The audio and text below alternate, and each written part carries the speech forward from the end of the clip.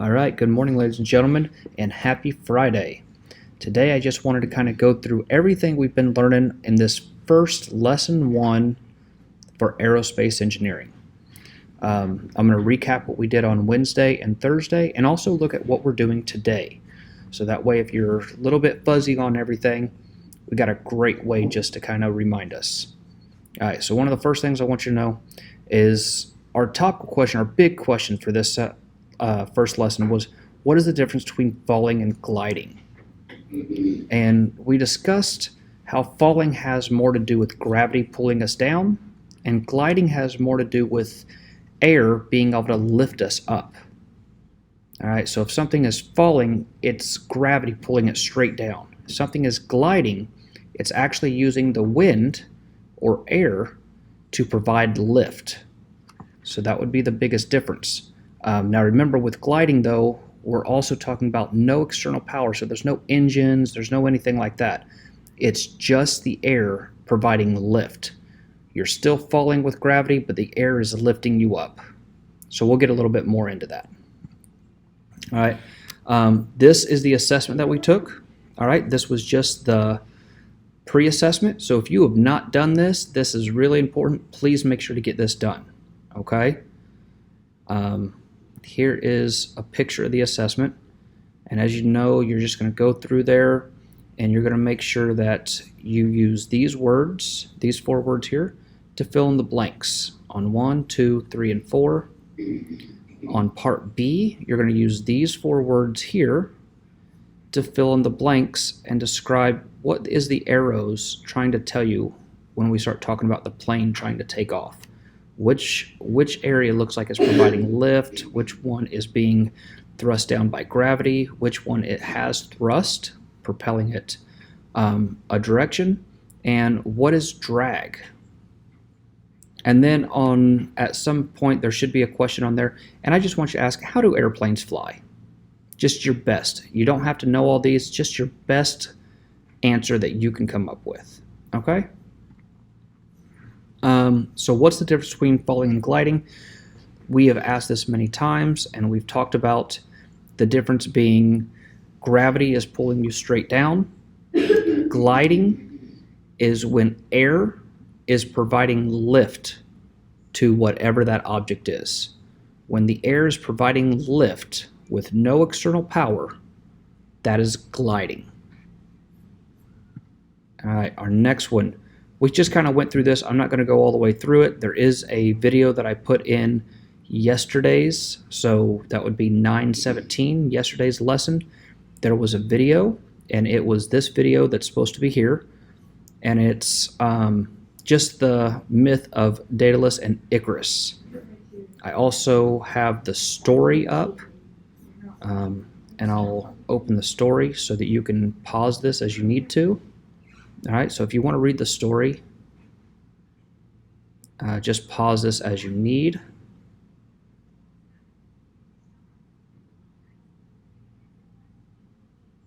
So there's page 1. You can pause now.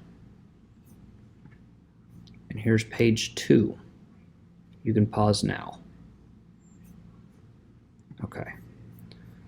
So then let's move in here. So some of the things that we talked about was when Icarus was falling, or when was Icarus falling, and when was he gliding? How do you know?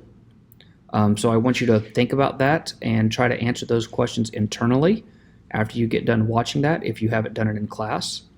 How did the change of the shape of Icarus' wings cause him to fall? This is where we kind of got into surface area. All right, we talked about the surface area of his wings got smaller, therefore it could not the air could not provide him the lift he needed. And then we made a T-chart of things that fall and glide, and I'm going to show you that. Couple things, and this gets into what we're going to do today. We're going to start talking about what are the similarities and differences of these 2 pieces of paper. So these 2 pictures right here, I want you to be thinking about when we get into this experiment and today's exit ticket. What is the similarities and differences? So what's the same about them and what's different? All right. What properties have changed? So when we took that flat piece of paper and we did this to it, what changed about it? Then we got into fall and glide, and I'll explain this. So this is our T-chart that we talked about things that glide. Sorry about my handwriting. I was trying to use a mouse pad to write. And things that glide are leaf, paper airplane, a plane, flying squirrel. Things that'll fall would be like a milk jug, a stick, a backpack, and a lizard. This one's a little controversial because it depends on the lizard.